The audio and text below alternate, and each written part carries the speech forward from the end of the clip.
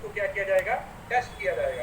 तो यहाँ पर आप कंपेयर करते हो कि जितना अच्छा उन्होंने इस टेस्ट के अकॉर्डिंग या इस प्रैक्टिस के दौरान परफॉर्म किया था, सेम टू सेम वैसा ही उन्होंने रेस के दौरान भी परफॉर्म किया। समझ रहे हो ना? तो फोकस किस पे है? आउटकम। आउटकम, ठीक है जी। आउटकम जो रिजल्ट आ रहा है उस पर फोकस किया जा रहा है। जैसे कोई बच्चा, इंडिया का कोई प्लेयर नेशनल लेवल पे अच्छा खेल रहा है, तो ये सोचते हो कि हाँ अब वो ओलंपिक्स में भी अच्छा करेगा, और वो ओलंपिक्स में भी अच्छा करता है, तो हम क्या बोलेंगे कि हाँ अब इसके अंदर हमारे पास क्राइटेरियन वैलिडिटी है, इसके अंदर हमारी क्राइटेरियन वैलिडिटी है। अजम्पशंस बनाते,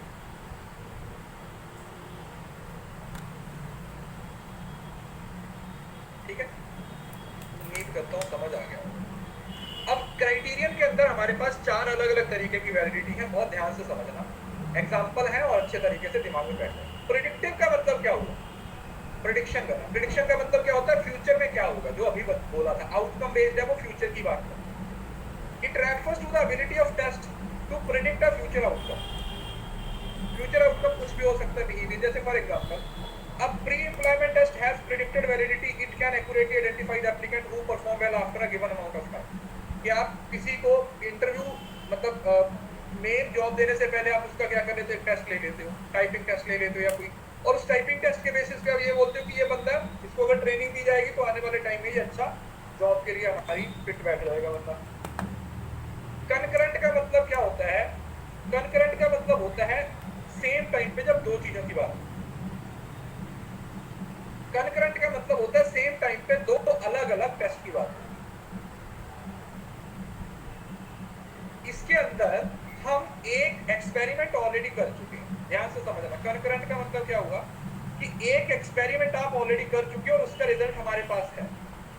पैरेलल ही आप उस पे दूसरे टेस्ट को अप्लाई कर रहे हो और फिर देख रहे हो कि क्या सेम टाइम पे हमारे पास एक ही रिजल्ट आ रहा है या नहीं। जैसे देखो, test measure the same way as another test in the same area that has been already proven to be valid. एक टेस्ट जो ऑलरेडी वैलिडिटी अपनी प्रूव कर चुका है, आप दूसरे टेस्ट से सेम एक्सपेरिमेंट करने की कोशिश कर रहे हो। एक एस्टैब्लिश टेस्ट के साथ नया टेस्ट कंपेयर कर रहे हो और फिर देख रहे हो कि क्या ये हमारा जो रिजल्ट है वो आ रहा है या नहीं। समझ रहे हो ना? Are you getting the point? Concurrent का मतलब क्या हुआ कि हम ऑलरेडी उस चीज को मेजर कर चुके हैं, हमारे पास एक रिजल्ट है, फिर हम दूसरे टेस्ट को उस पर अप्लाई करके देख रहे हैं कि क्या हमारे पास ये रिजल्ट आएगा या नहीं।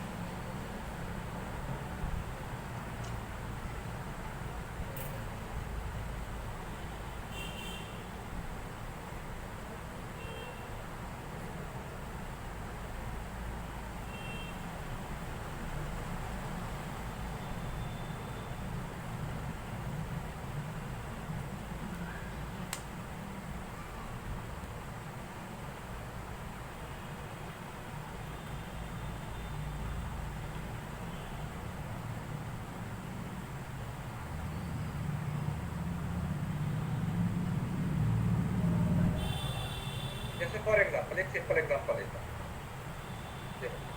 जैसे फॉर एग्जांपल एक टेस्ट है, उस टेस्ट से हम किसी के मेंटल स्टेट को मेजर कर चुके हैं। हमें पता चल जाता है कि इस टेस्ट से हमें किसी के, जैसे पॉलीग्राफिक टेस्ट है, पॉलीग्राफिक टेस्ट है, हमें पता है ना कि पॉलीग्राफिक टेस्ट है, वो अगर किसी पे लगा दिया जाए तो उससे हमें ये पता चल जाता है कि कोई बंदा अगर झूठ बोल रहा है तो उसको पकड़ा जाता है। पॉलीग्राफिक टेस्ट में कोई बंदा झूठ बोला तो, और वो चीज आप ऑलरेडी अप्लाई कर चुके हो, मतलब पॉलीग्राफिक टेस्ट का रिजल्ट ऑलरेडी आपको पता है कि कोई बंदा झूठ बोला तो पकड़ा जाएगा। तो अब दोबारा आप उस पॉलीग्राफिक टेस्ट को किसी और बंदे पे, या लाई डिटेक्टर टेस्ट है, अप्लाई कर रहे हो और फिर आप मेजर कर पा रहे हो, रिजल्ट आ रहा है कि ये बंदा झूठ बोल रहा है, तो इसका मतलब वो टेस्ट है वो हमारा क्या है, हम बोलेंगे कि इसके अंदर कनकरेंट वैलिडिटी है, कि जो ऑलरेडी एक एस्टेब्लिश रिजल्ट है उसको हम जस्टिफाई कर पा रहे हैं, उसको हम जस्टिफाई कर पा रहे हैं। ठीक है।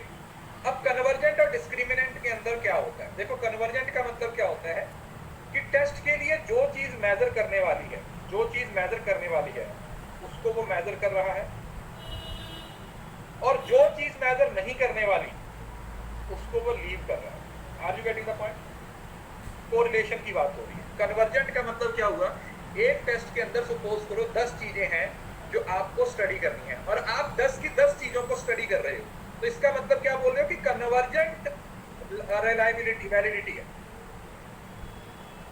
The same concept with every different methods, जो भी पॉजिटिव चीज है उसको वो मेजर कर रहा है। लेकिन उसके साथ साथ हो सकता है बहुत सारी ऐसी चीजें हैं जो हमें बाहर रखनी है, तो जो बाहर रख रहा है that your two test are not suppose to related are in fact unrelated, जो चीज मेजर नहीं करनी है उसको बाहर करें। तो ये कन्वर्जेंट और डिस्क्रिमिनेंट को दो चीजें याद रखिए, ये हाई कोरिलेशन कि यहाँ पर पॉजिटिव के साथ जो चीजों को जरूरत है उनको हम मेजर कर रहे हैं तो उसके साथ हाई कोरिलेशन आ जाएगा, और डिस्क्रिमिनेंट का मतलब जिस चीज को हम मेजर नहीं करना चाहते उनके साथ हमारा low correlation. Are you getting the point? जैसे नेट के एग्जाम के लिए आपको पता है कि आपको 20 यूनिट्स पढ़नी है, तो आप 20 यूनिट्स पढ़ रहे हो तो that is high correlation, that is convergent. लेकिन आपको ये पता है कि इसके लिए मेरे को ये सब्जेक्ट है वो नहीं पढ़ना। अब आप अगर सब्जेक्ट सोशियोलॉजी है तो उसके लिए कॉमर्स तो नहीं पढ़ रहे हो ना, तो सोशियोलॉजी पढ़ रहे हो तो बोलते हैं कि हाई कोरिलेशन है। लेकिन अगर आप सोशियोलॉजी होके कॉमर्स को पढ़ रहे हो तो वो फिर लो कोरिलेशन हो जाएगा। तो इस वजह से कॉमर्स आपको क्या करना पड़ेगा, छोड़ना पड़ेगा, कॉमर्स आपको लीव करना पड़ेगा। तो जो चीजें जरूरी है स्टडी के लिए आप उनको पकड़ रहे हो दैट इज कन्वर्जेंट, और जो चीजें नहीं जरूरी उनको छोड़ रहे हो that is discriminant, that is what we call discriminant validity. कौन सी वैलिडिटी? Discriminant validity. क्लियर है? उम्मीद करता हूं समझ आ गया। तो इधर थोड़ी सी समरी है, मोटा मोटा सा पढ़ लेते हैं एक बार सारे। कंटेंट का मतलब क्या हुआ कि आप 100% कंटेंट को मेजर कर रहे हैं। कंटेंट वैलिडिटी का मतलब क्या हुआ, हमने अपने देश की एग्जांपल ली थी कि अगर आप पूरे देश के बारे में जानना चाहते हो तो फुल रिप्रेजेंटेशन, ओवरऑल रिप्रेजेंटेशन होगा, फुल कवरेज होनी चाहिए, फुल कवरेज होनी चाहिए। क्या होनी चाहिए? फुल कवरेज होनी चाहिए। अगर फुल कवरेज है तो ही हम बोलेंगे कि हमारी जो वैलिडिटी का मतलब। फेस वैलिडिटी का मतलब डू एक्सपर्ट वैलिडेट, क्या शक्ल में, देखने में, बाय अल्लू, शक्ल देख के आप गैस लगाते हो, शक्ल देख के आप गैस लगाते हो कि क्या ये चीज सही है या नहीं।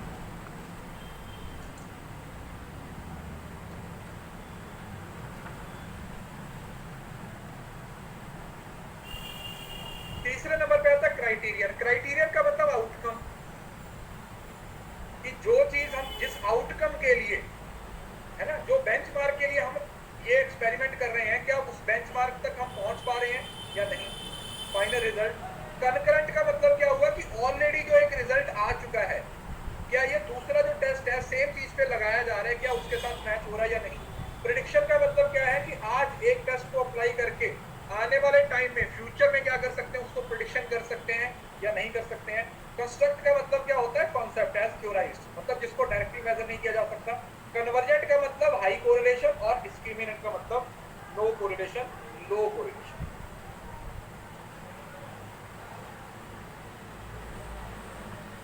उम्मीद करता हूं ये सारी बातें आप लोगों को अच्छे से समझ आ गई होंगी।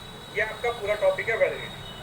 90% चांस है क्वेश्चन वैलिडिटी से आता है, और कभी कभी रिलायबिलिटी से भी। रिलायबिलिटी से आसान है, रिलायबिलिटी आसान है, वैलिडिटी थोड़ा सा डिफिकल्ट।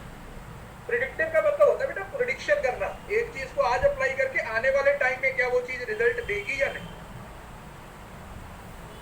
प्रिडिक्शन समझ रहे हो ना, कि अब वो तो बादल को देख के आप बोलोगे कि बारिश होगी या नहीं, अगर होगी तो बोलोगे कि एक प्रिडिक्टिव वैलिडिटी है, आने वाले टाइम में क्या होगा। समझ रहे हो ना, जीआरएफ क्लियर करोगे तो अच्छा छोरा छोरी मिलेगा या नहीं मिलेगा, that is predictive validity. Construct का मतलब बेटा सिर्फ एक थ्योरेटिकल कंसेप्ट है जिसको डायरेक्टली मेजर नहीं किया जा सकता।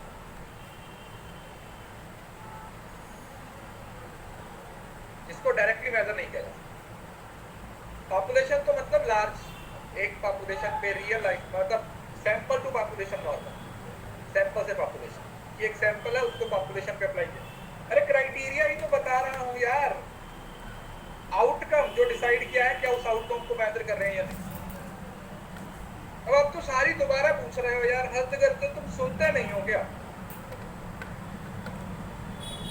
मैं सारी चीजें दोबारा रिपीट कर दी, फिर से वही चीजें लिखी जा रहे हो। मतलब क्या क्लास में सुनते नहीं हो या क्या नहीं करते हो? मैंने एक एक की एग्जांपल तक दे दे के आपको बताया हो।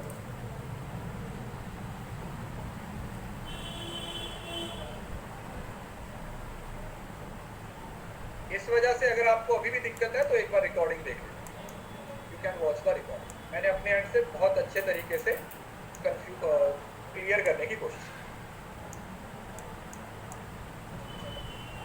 अभी आता है रिलायबिलिटी, ठीक है? 1 मिनट का ब्रेक ले लो, जो नोट्स बनाए उसको रिवाइज कर लो, फिर हम रिलायबिलिटी को शुरू करें। 1 मिनट का टाइम दे रहा हूँ, जितना पढ़ा है सारे का सारा रिवाइज कर लो, फिर हम इसको शुरू करें।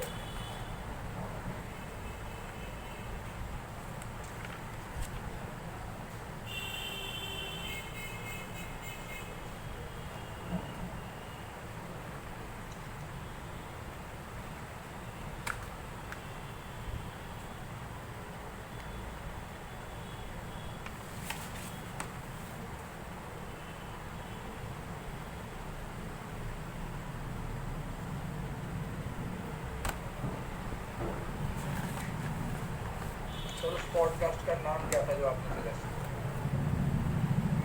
कौन सा podcast? Tim Ferriss show. Construct का मतलब होता है बेटा जो चीज को आप डायरेक्टली मेजर नहीं कर सकते। Tim Ferriss show.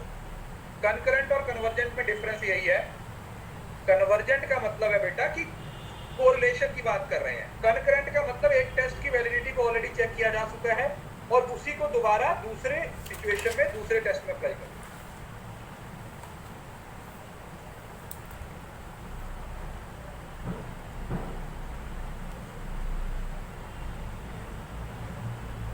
अब आता है हमारे पास रिलायबिलिटी। रिलायबिलिटी तो आसान है, रिलायबिलिटी में कुछ नहीं। रिलायबिलिटी का मतलब होता है कंसिस्टेंसी। रिलायबिलिटी का मतलब होता है कंसिस्टेंसी। कंसिस्टेंसी कि आप किसी एक्सपेरिमेंट को, मेथड को बार बार अप्लाई कर रहे हो और आपके पास सेम टू सेम वही रिजल्ट आ रहा है। जैसे पता है, the thermometer display the same temperature every time so the results are reliable. जो टेम्परेचर है आपकी बॉडी का सही जो टेम्परेचर है वो बता रहा है तो वो रिलायबल है, लेकिन वो वैलिड है या नहीं उसके बारे में भी बात नहीं करेंगे। तो वो वैलिड है या नहीं उसके बारे में बात नहीं करेंगे, हम रिलायबिलिटी के बारे में बात करेंगे। रिलायबिलिटी के बारे में बात करेंगे। क्लियर है?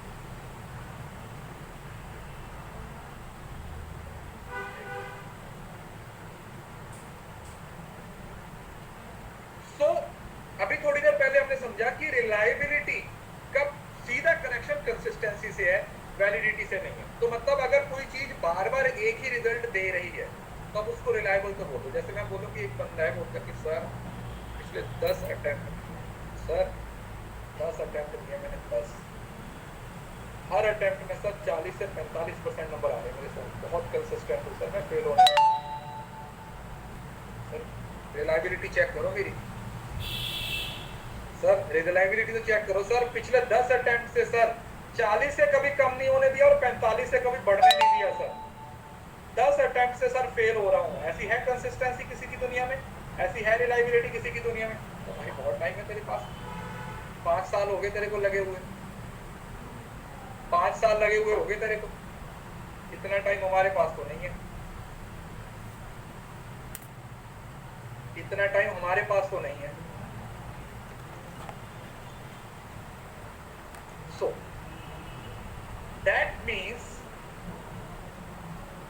रिलायबिलिटी का मतलब एक ही तरीके के रिजल्ट्स का बार बार आता। अब वो सही भी हो सकते हैं, वो गलत भी हो सकते हैं, उससे हमारा कोई भी ना लेना है ना देना है। बार बार टेस्ट को लगाने पे सेम टू सेम रिजल्ट का आता। कोई बोले सर मैं कब से एग्जाम दे रहा हूं, जब से एग्जाम शुरू हुआ, और सर अगले साल ना मैं और बेटा दोनों एक साथ एग्जाम देंगे। मेरा नहीं सर क्लियर हुआ, लेकिन मुझे अपने बेटे पे पूरा यकीन है कि वो जरूर से क्लियर कर देगा। ऐसी कंसिस्टेंसी। ठीक है चल, कम से कम तेरा नहीं हो रहा तो तेरे बेटे का तो हो ही जाएगा। So reliability indicates the degree to which a person test score are stable. Reproduce किया जा सकता है, रिप्रोड्यूस किया जा रहा है, जिस चीज को लगातार रिप्रोड्यूस किया जा सकता है। The test score are not reliable, they can not be valid since they will not provide a good estimation. अगर बार बार चेंज हुए जा रहे हैं, बार बार चेंज हुए जा रहा है, तो उससे कोई मतलब ही नहीं बनता।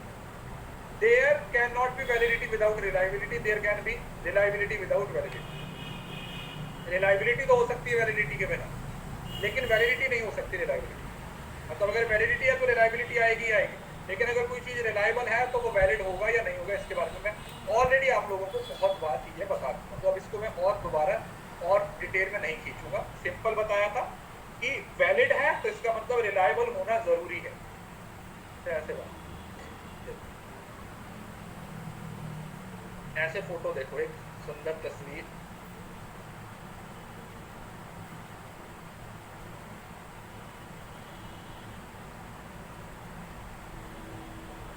कैसे बनाओ।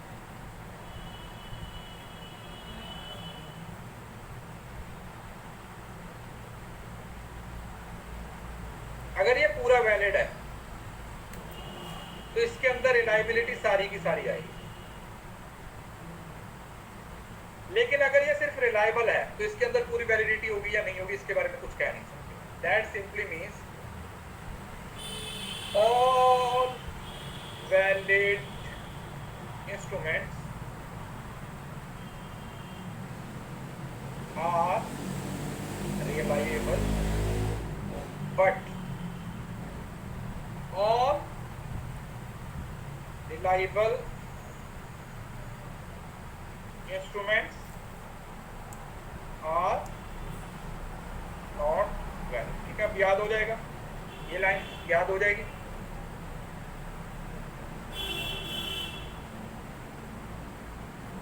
समझ आ गया? उल्टा लिख लिया मैंने, उल्टा नहीं लिखा, तुमने उल्टा पढ़ा, तुम्हारे दिमाग में ये उल्टा चल रहा है। All valid instruments are reliable, सारे वैलिडिटी है तो रिलायबिलिटी होगी, लेकिन रिलायबिलिटी है उसके अंदर वैलिडिटी हो या ना हो, इसके बारे में कुछ कहा नहीं। रिलायबिलिटी इंडिविजुअल, रिलायबिलिटी इंडिविजुअल, इसको यहाँ से बाहर भी निकाल सकते। रिलायबिलिटी इंडिविजुअल है, लेकिन वैलिडिटी के अंदर रिलायबिलिटी एग्जिस्ट करती है, तो इसको साइड पे भी कर दोगे तो वैलिडिटी पे कोई असर नहीं पड़ेगा। ठीक है, इस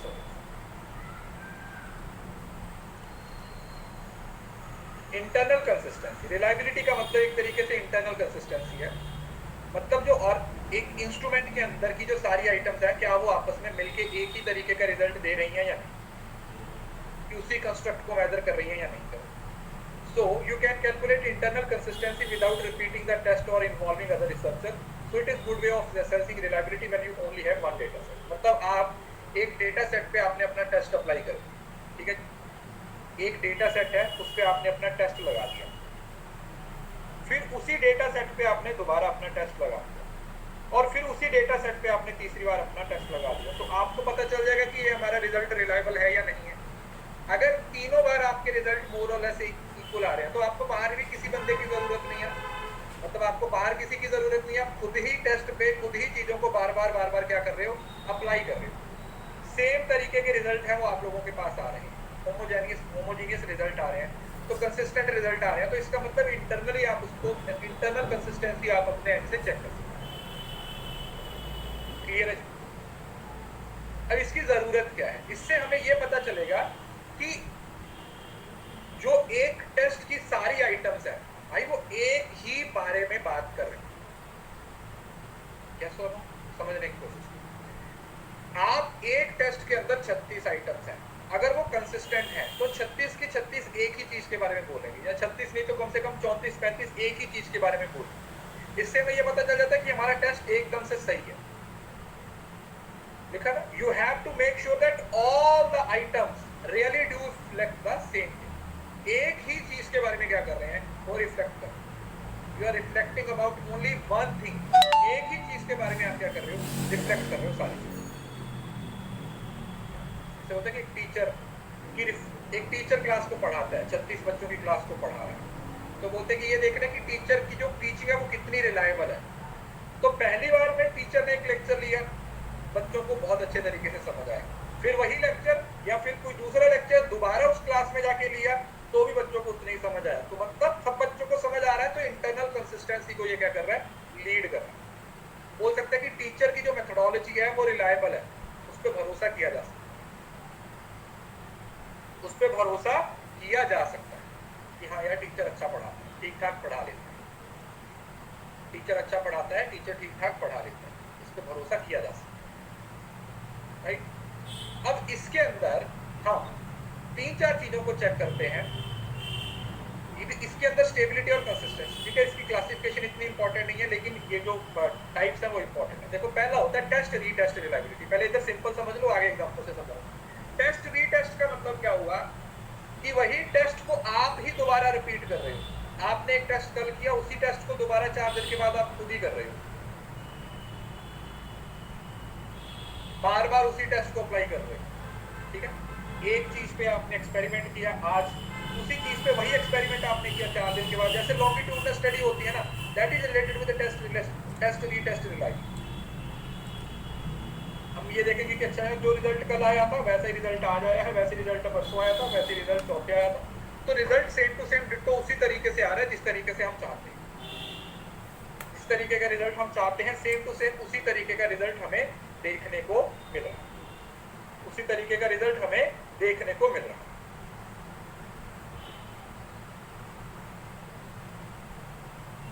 और पैरेलल फॉर्म का मतलब होता है जब दो चीजों को सेम टाइम पे कंपेयर किया जा रहा है। एक चीज को यहाँ पे कंपेयर किया जा रहा है और दूसरी चीज को यहाँ पे कंपेयर किया जा रहा है, फिर देखा जा रहा है कि क्या दोनों टेस्ट को अप्लाई करने पे जो रिजल्ट है वो आपस में इक्वल आ रहे हैं या आपस में सेम आ रहे हैं।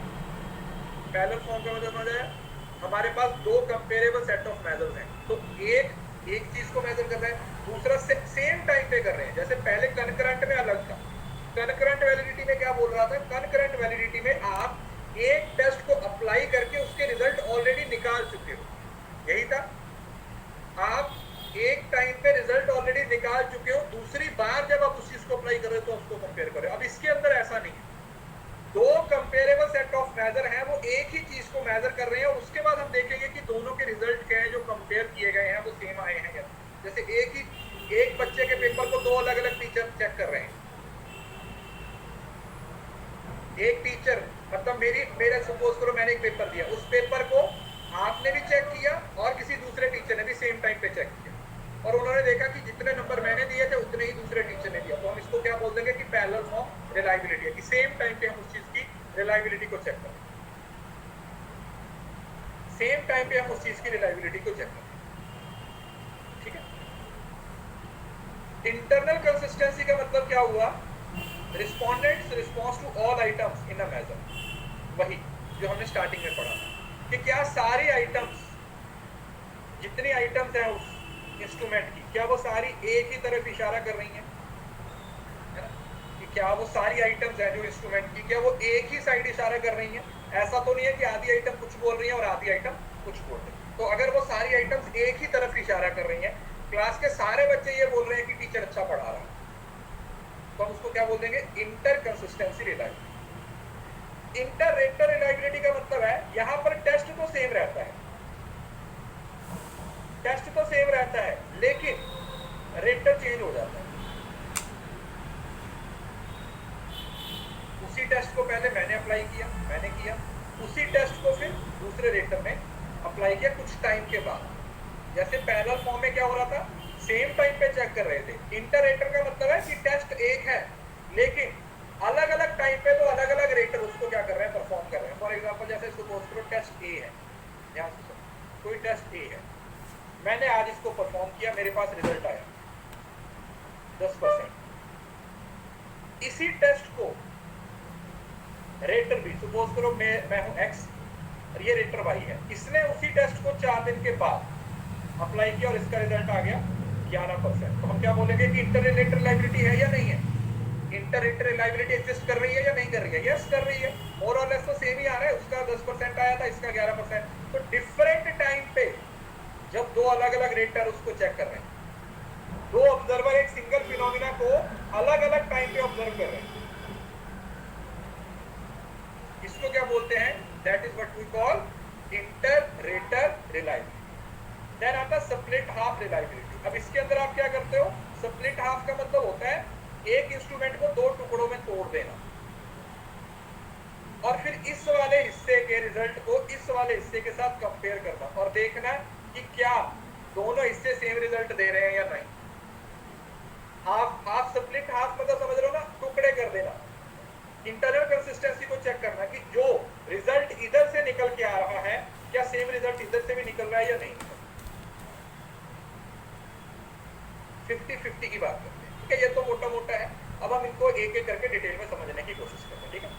तब ये तो आसान है, अगर आप रिलायबिलिटी से वैलिडिटी के साथ कंपेयर करोगे तो उससे काफी आसान है।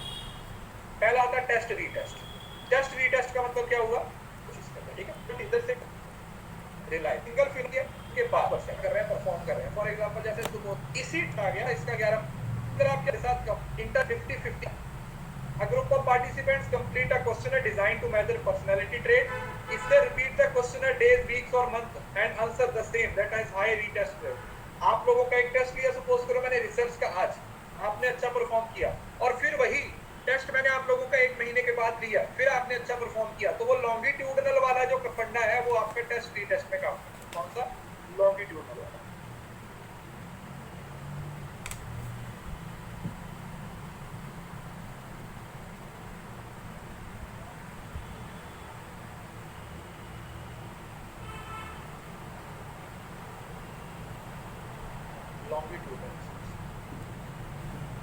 लॉन्गिट्यूडनल में भी इसी तरीके से एक्सपेरिमेंट है वो किया जाता है, ठीक है। तो ये हो गया आपकी टेस्ट रीटेस्ट रिलायबिलिटी। देन आता है पैरेलल फॉर्म, सेम टाइम पे, समझ रहे हो ना। Parallel form reliability relates to method that obtained by conducting assessment of same phenomena with the participant of same via more than one assessment method.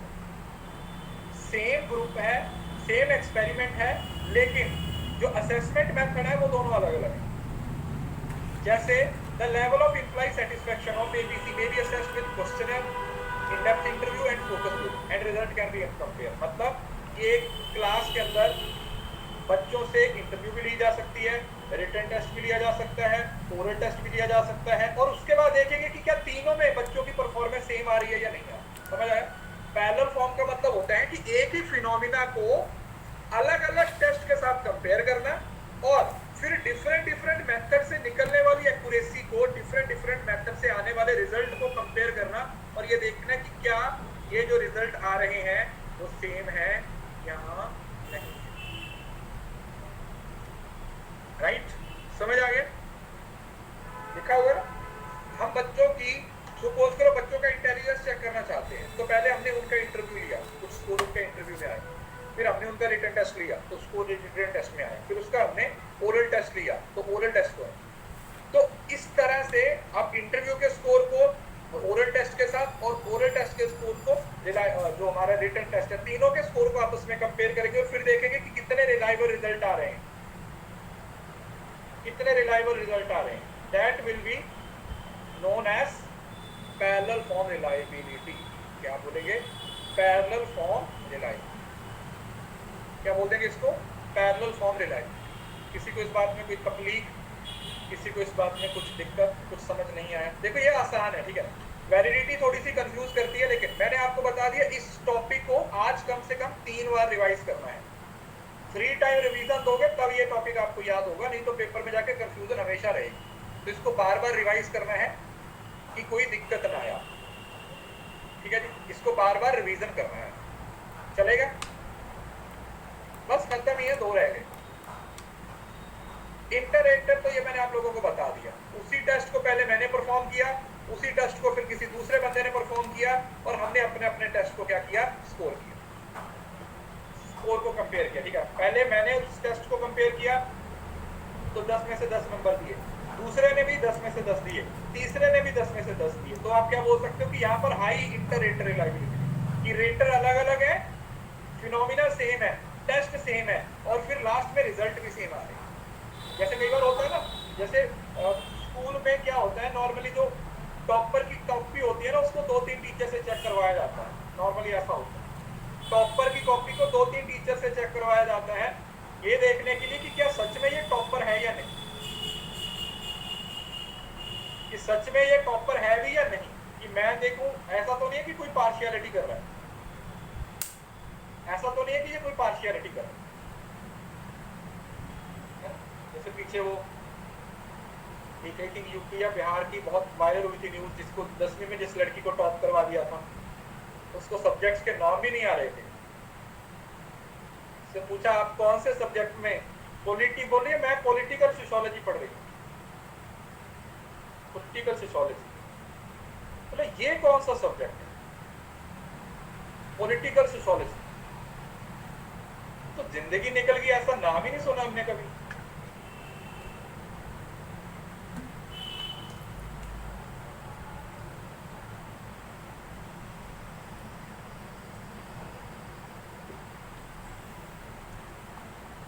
किसी minister की daughter, या मतलब जो भी था, पॉलिटिकल साइंस, मतलब ऐसा कुछ बोल रहा था, मेरे को याद नहीं, काफी देर, आई थिंक 1-2 साल पहले की बात है।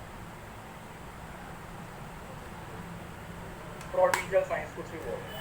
तो इस तरीके की सिचुएशन को हम इंटररेटर रिलायबिलिटी बोलते हैं, इंटररेटर रिलायबिलिटी बोलते हैं। बिहार की थी, पता नहीं कहाँ की थी भाई, मेरे को इतना पता नहीं। मैं यूपी बोल दूं बिहार वाले, यूपी वाले ऑफेंड हो जाए, बिहार बोल दूं बिहार वाले ऑफेंड हो जाए।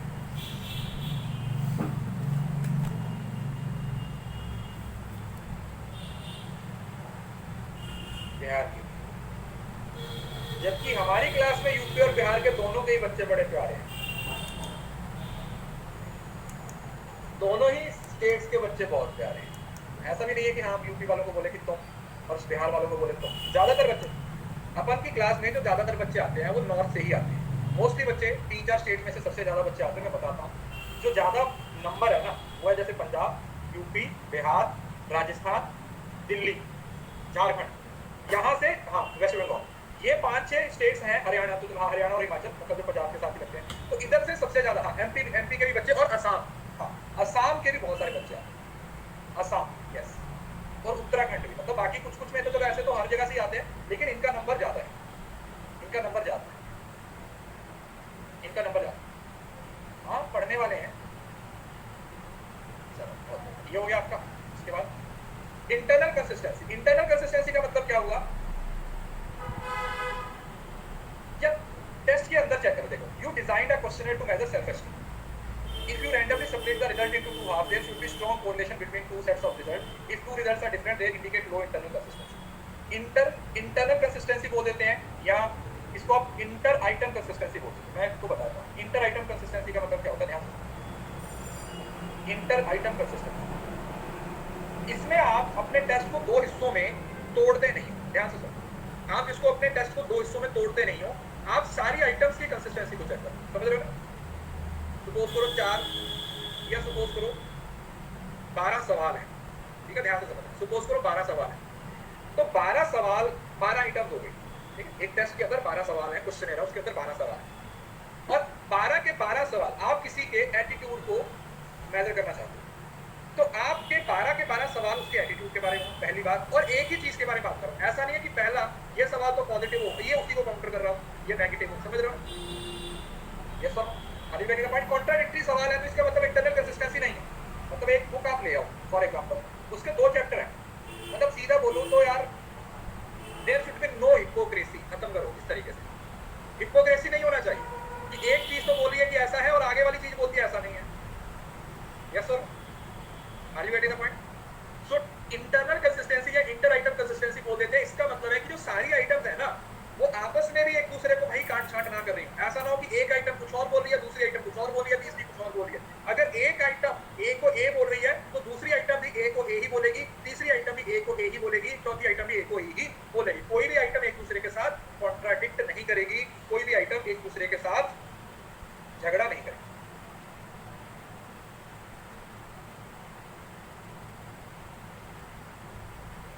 समझ आ गया? क्लियर है? और एक लास्ट में हमारे पास आ गया स्प्लिट हाफ। इसमें मैंने आपको बता दिया कि आप अपने इंस्ट्रूमेंट को 2 बराबर टुकड़ों में डिवाइड कर देते हो, पहले हिस्से का रिजल्ट निकालते हो, फिर दूसरे हिस्से का रिजल्ट निकालते हो, और फिर देखते हो कि फर्स्ट हिस्से का जो रिजल्ट आया क्या वो सेकंड हिस्से के रिजल्ट के साथ मैच कर रहा है या नहीं। 50-50 के आउटकम को कंपेयर करने की कोशिश क्या कर रहे हो? 50-50 के आउटकम को कंपेयर करने की कोशिश कर रहे हो कि क्या रिजल्ट सेम टू सेम है या नहीं।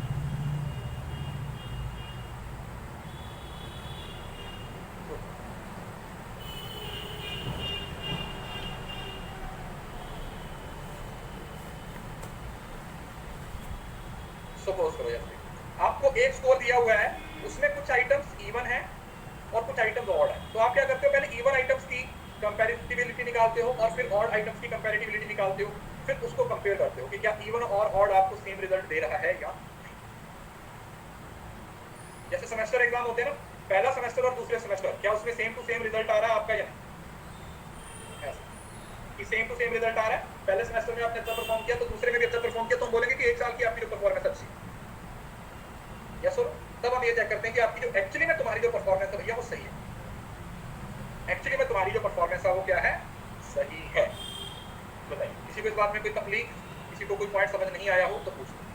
इधर ये सब देखो, इसको थोड़ा सा और इजी कर रखा है मैंने यहाँ पे। टेस्ट रीटेस्ट का मतलब होता है same people different time, inter different people same test, parallel form different people same time different test, internal different question same question. चीजों को बहुत आसान कर रखा है, ये आप अपना घर से पढ़ लीजिएगा। इसका कंपैरिजन चार्ट भी मैंने आपको दिया है, क्या होता है इंटरनल कंसिस्टेंसी का, वैलिडिटी और रिलायबिलिटी का। और वैलिडिटी और रिलायबिलिटी का जो कनेक्शन है ये भी मैंने आप लोगों को पहले बता दिया था। क्या बता दिया था कि चार अलग अलग तरीके की सिचुएशन हो सकती है। कैसे? ऐसे ये इधर वैलिडिटी है, इधर रिलायबिलिटी है, रिलायबिलिटी और वैलिडिटी। अरे कनकरेंट तो बेटा कनकरेंट तो वैलिडिटी में था और ये वैलिडिटी है, फर्क है ना। कनकरेंट में वैलिडिटी चेक करते थे, एक टेस्ट ऑलरेडी अप्लाई कर चुके हैं, उसके रिजल्ट को दूसरे के साथ कंपेयर किया जा रहा है। यहाँ पर कनकरेंट का मतलब सेम टाइम पे बच्चों की इंटरव्यू भी ली जा रही है, बच्चों का ओरल भी टेस्ट लिया जा रहा है, बच्चों का रिटन टेस्ट भी लिया जा रहा है। That is concurrent, same time पे।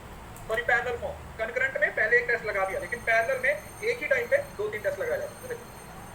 अगर वैलिडिटी है, रिलायबिलिटी नहीं है, वैलिडिटी है, रिलायबिलिटी है, वैलिडिटी नहीं है, रिलायबिलिटी है, वैलिडिटी नहीं है और रिलायबिलिटी है। क्या सिचुएशन हो सकती है? इसमें से सबसे बेस्ट सिचुएशन कौन सी आएगी? सेकंड, एक टेस्ट उसके अंदर वैलिडिटी भी और रिलायबिलिटी भी। अगर दोनों चीजें एक टाइम पे आएंगी तो हम बोलेंगे कि एक टेस्ट वैलिड भी है और रिलायबल भी है। तो हम दोनों पे क्या कर सकते हैं भैया जी? भरोसा कर सकते हैं। दोनों पे क्या किया जा सकता है? भरोसा किया जा सकता है।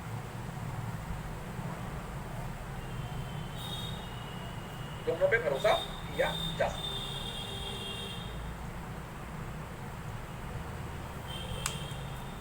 समझ आ गया? क्लियर है? अब इसको अच्छे से अंडरस्टैंड करो।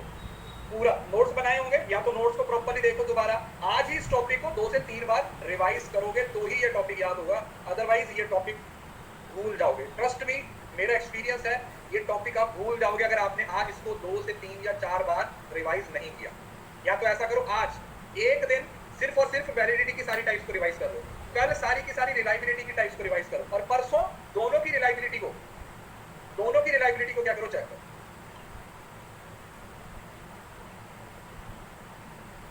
दोनों की रिलायबिलिटी वैलिडिटी दो एक साथ, दोनों की टाइप्स को एक बार अच्छे से चेक करो।